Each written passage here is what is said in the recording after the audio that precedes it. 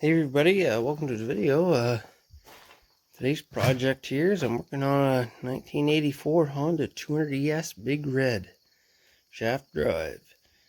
And what I'm doing here is swapping the frames. Give you a little background on this bike here is I've had this for about 4-5 years now. And I rebuilt the motor in it a long while ago, motor and rear end a long while ago. I didn't realize at the time of rebuilding it, doing all that work, was that the frame's bent a bit here at the front. Is this tube here, it's hard to tell in the video, but this is pushed. This tube here is kind of got a curve in it like this. There's actually, you can kind of see the ripple where it kinked right there. It's supposed to be this frame here, nice and straight.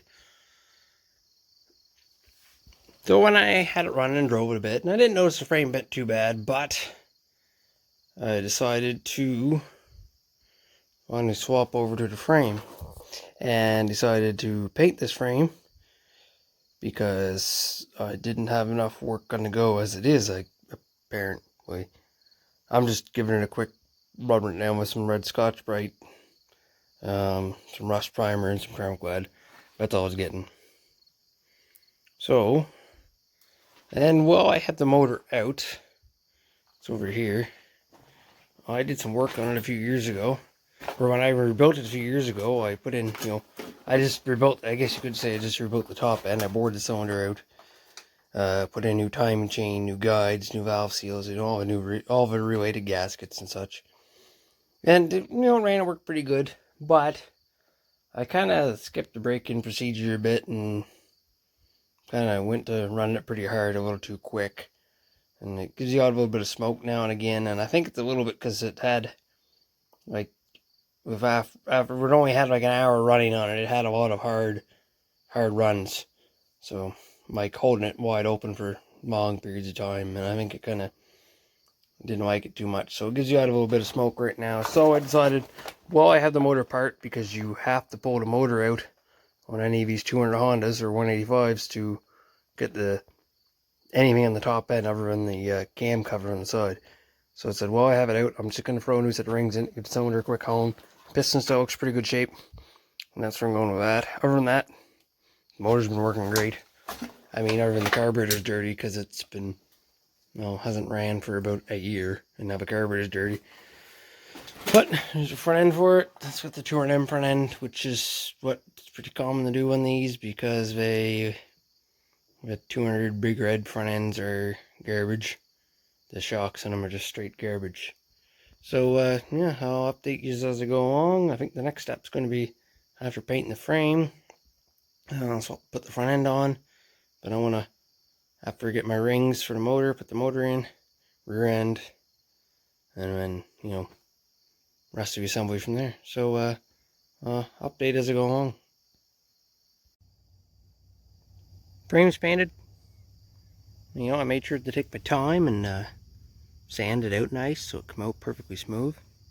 She's showroom quality. And I picked the perfect time to paint because there's a thunderstorm coming in. So I really hope that the paint's dry enough before it starts raining. Because I really don't want to have to lug it back into the garage, mainly because the garage is a mess and I don't have a good place to set it, and the paint's wet. Perfect. So we're back in the motor. It's a couple of days after painting the frame. I actually got my rings in now. They actually come in pretty quick. It actually only took me a couple of days. This is where I ordered them through Tebow. They're just Canadian parts company, I guess. You get parts from them, part supplier, I guess, and they sell these are Shindy rings. You don't say it on them, but that's the same if you order a Shindy piston kit. That's the exact same box you get that comes with your piston with your rings in it. So that's what it is, and that's what the piston on this was, a Shindy piston. So I mean, the Shindy rings will fit OEM pistons anyway, so it doesn't matter. But showing the base gasket a little better here, you can kind of see it. Kind of like it swelled. It's hard to show. It's kind of hard to see the way I'm looking at it, but it kind of swelled up, and it actually kind of swelled up and kind of went, and then it was closing half that oil port off. And that's why I noticed it didn't seem to be getting oiled to the top end real good. It didn't hurt the cam or anything like that yet, but I think more driving the cam wouldn't have lasted near as long as it should have. But I got my cylinder honed up. It's come out pretty good. There's this line around here, and that's rust is what that is. And rust, once it gets in there, you gotta hone pretty deep to take it out. I mean, it's not perfect, but it'll be all right. I'm not gonna hone down till it's gone. There's a couple fine little scratches in there left, but nothing I would worry about. I really didn't hone it a whole lot because it really wasn't, well, it really wasn't that bad anyway. None of the scratches were real deep. I just wanted to put a good crosshatch back in it again to get the rings to seat up good. And I wasn't too worried about honing. You gotta watch when you're honing. Like some people, oh, you're gonna hone till all the marks are gone. Well, if you go too far, well, then now you're making your piston and cylinder wall clearance even bigger, which is not really what you want to do. You want to hone just a bare minimum normally. I know this engine, the piston and cylinder wall clearance, I know was still very tight because it didn't have a lot of hours on it. Had very little bit of runtime since it was bored out, so it was, I had lots of wiggle room in there to get it cleaned up, but it didn't take much anyway. So that's that. I guess I'll come back when I get a little bit more of the top end together. So here we are, back to motor again. I got the top end assembled. I'm just going to go over a couple of things with timing on these engines real quick, because there's a couple ways you can get into trouble on them. So basically, I got the T mark lined up here in the bottom. There's the T, and there's a little bit of a dotted line right before it. And then you'll see there's an F and another little dotted line. That's for spark timing. You want the dotted line that's right next to the T. You line that up with the little, you can't really see it there, but there's a little arrow in there you line that up with. And you have it set so that your dot on the cam is lined up with this little notch in the head. Now, it's not going to be dead on. It's going to be, this one's back a little bit. And I think most times they end up back a little bit. But you just got to move your chain one link over and try it again and see. Well, you might be way off the other way, so you just put it on whatever's closest. So, your mark lined up here, your dot here, and you got to make sure when you put this dot on the cam, or when you put the gear on the cam, if the cam is facing, if the cam lobes are down, kind of at an angle like that, that puts you top dead center of your compression stroke. And you got to remember too, this is, I think, with every 4-stroke engine, the cam sprocket is twice the size of the sprocket down on the crank. So a cam turns exactly half the speed. So if you give the motor one full turn, line the T mark back up again, now your cam sprocket dots can be down here. And so if you're checking timing, you're going to think, oh, I got it timed 180 out. No, give your motor one more full turn, line your T mark up, and your mark back here should be lined up. Where you can get into problems on these 200s is with this timing advancer, your timing pickup mechanism. There's advancer weights in there, and this rotor with the magnet on it can be pulled straight out, turned 180, and put back in.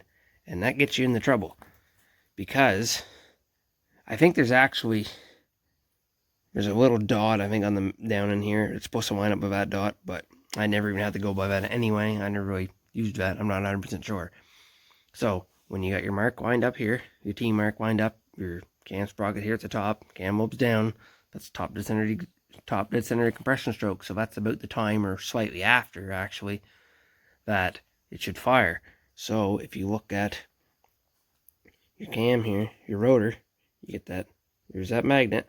When you put this together, this should be, and your timing's lined up, that's going to be just probably a little bit past the advancer, around there somewhere, reasonably here at the top somewhere. If it's down here, when you're at top dead center of the compression stroke, you've got this rotor in 180 degrees out and it won't run. I've seen people put these bikes together and say, oh, I got spark, I got compression, everything, it won't start. And that's why. There. So, I'll come back again when I've got some, I think the next step, start putting the frame together. This is still the old frame. New frame's outside, drying in the rain. Okay, catch you later. Okay, another update here. We're moving along. Motor's in, rear end's in, battery box is swapped over near the frame. Got the wiring harness on. Got the lines on for the crankcase vent. Which is off the motor crankcase vent I got on. Then I got the brake vent line routed, the rear diff. Vent mine all rooted. I put the motor in first, then the rear end. I found it a lot easier because I've tried putting these 200 shaft drive motors in with the rear ends in, and yeah, it's possible, but trying to get that drive shaft on and wind up is just a pain in the ass. So, and that's how I took the motor out first when I was taking it apart, but I knew even while taking the motor out, I'm thinking, yeah, I'm going to put the rear end in first because that's a lot easier. Or sorry, the motor in first, then the rear end when I could have put it back together. So, next thing I think what I might do is actually look at my tires and rear tires and rims here. What I got here is rims that somebody decided to, I don't even know what they're off of, somebody decided to re-drill them a couple times. These sets of wire holes here, those were what were both on this bike. See, it's been re-drilled and I think re-drilled wrong a couple times before in its life. I don't even know what they're off of originally. So I would like to take these tires off those, and there's one good rear rim for this bike, and here's another one here. 200 big red rear rims, or 200 whatever Honda rear rims, 9 inches. Yeah, so get that taken care of if I can. I see that rim needs a valve stem, so maybe I won't be doing the rims today because I don't have another valve stem. Perfect. There she is. Sounds alright. Need a little bit of fine tuning on the carb, but it is running. The battery's junk. Try charging that, it's not coming up, but no, it's running. I had to figure around a bunch here, this exhaust gasket here to get that sealed up. I do a little bit of welding, no more leaks. Motor sounds alright. No real noise in it. Sounds pretty good. No timing chain slap like most 200s have. A little smoke, might be steam too a little bit, but I mean, new set of rings needs to break in. But there we go. Still gotta put the airbox on and all the rear fenders. And, I'll probably put those tires back on it for now. Have to swap them over, maybe swap them over on the rear rims next week. Okay, so I got the fenders all back on, airbox all on, rear rack, all that's good stuff. I got the bike running a little better, adjusted the carburetor a little bit, seems pretty good. I figured, oh, I'll change the oil. And that's where I started having some issues, or started finding some more issues. I pulled the filter screen out. That's behind the drain plug, and it was plugged up pretty solid. I'm not exactly sure what it was plugged with. It kind of looked like it was either maybe bits of maybe material left over from rag, or maybe the Scotch-Brite type pads I used when I rebuilt this motor before, used when I was cleaning cases and such. I thought I got it all flushed out good, because when I rebuilt this motor, I did it in, when I had it all apart, I had it in a friend's big parts washer, and we could run the parts washer fluid right through the whole motor and flush it all out good. So I thought I had everything all out. Well, apparently not. And when I went to put the screen back in, I felt up in there with my finger first to make sure there's no other bits of debris up in there, and I found this, a piece of plastic. What it is, where it's from, well, I have no clue. I don't think it's from anything in the motor. I'm guessing it fell in when the motor was all apart when it was being rebuilt before. Because when I had this motor apart, I never split the center case. And I probably should have, but I never did it. I had both clutch sides down, like as far as I got this side down. Or I got the clutch side down this side as far as I got now, and I had the pull start side down as far as I could go, but I never had the center case split. So maybe this piece has been in there for years. I have no clue. But I had trouble getting this out. It was just sticking into where the screen goes, but I couldn't quite get it out. So I tried a few things. I couldn't get it out. I had the bike tipped up a little more than it is now. And I put compressed air in where the dipstick hole would go before I had the side cover off. And I've reached up in there and felt again. I didn't feel a piece. I thought it might have felt it in more. So I started taking the side cover off, and when I got to taking the clutch nut off, I had to take the pull start off, block that side, put a pry bar in the pull start cage to hold the motor to get the that off, and then when I was over there doing that, I found the piece laying on the floor, so it did blow out, and I didn't notice. But I already had the side parts we disassembled, so I decided to go in there, because I've always kind of had, since I built this motor, it seems like it doesn't be getting very good oil up to the top, so I said, well, look, the oil pump, well, I got it all stripped apart. So I got that all stripped apart.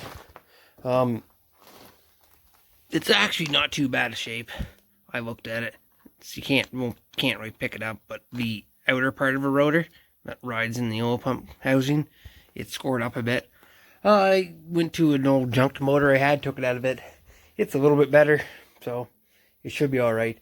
I'm going to put that in this. And I did find in my collection of parts because of course both gaskets ripped. This gasket goes on this surface. So I'll just have to build the new gasket for the clutch cover, because it's too hard to get one right now. Especially here trying to ship one into Canada. If I had to buy one out of the US, that'd be a month away or more. So here's about where we're at. You know, that's the way things go, I guess. But I'm hoping there's no more debris left in the engine. I'm gonna put the oil pump in it, put it all back together, fill it with new oil, run it for a bit, not put a whole lot of run on it. Then I'm gonna drain it all again and look at the screen and make sure there's all that debris on the screen, but you know, no big metal pieces. Didn't seem to be a lot of metal filings.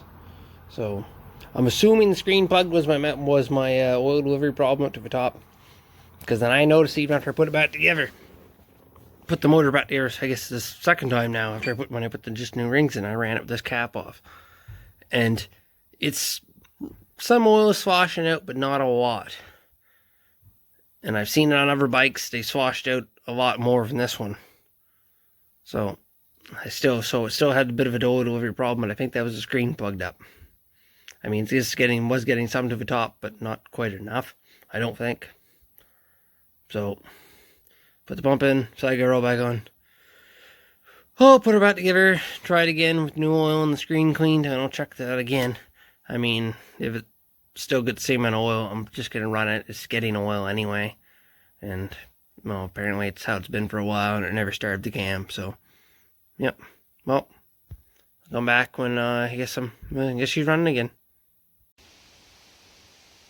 So here we are. I've got the motor all back together. It seems to be oiling up to the top end a little better. I think it's alright. I changed over the rear rims to some actual proper 200 Honda rims. No more of these custom drilled out rims. So let's see, that's pretty well it. I haven't driven it a lot. Put some miles on it in the yard. I already tipped it up once, so I didn't have to drain the oil up. Pulled the oil filter screen out, checked it. There wasn't really too much in it. Still pretty good. I also, after I drove it a little bit, reset the time chain tensioner again and reset the valves, and it's not sounding too bad. I did put a battery in it, a junk one that I got for free. It might start. No. I don't feel like pulling it over again. One-handed to show it on video, but it does run. Motor sounds pretty good. I mean, the battery I got for free because it was supposed to be a junk one. I work at a players dealership, so I mean, sometimes we get old junk batteries that aren't great. Won't really start a bigger bike. Happens to be these 200, same battery as a 570 Sportsman.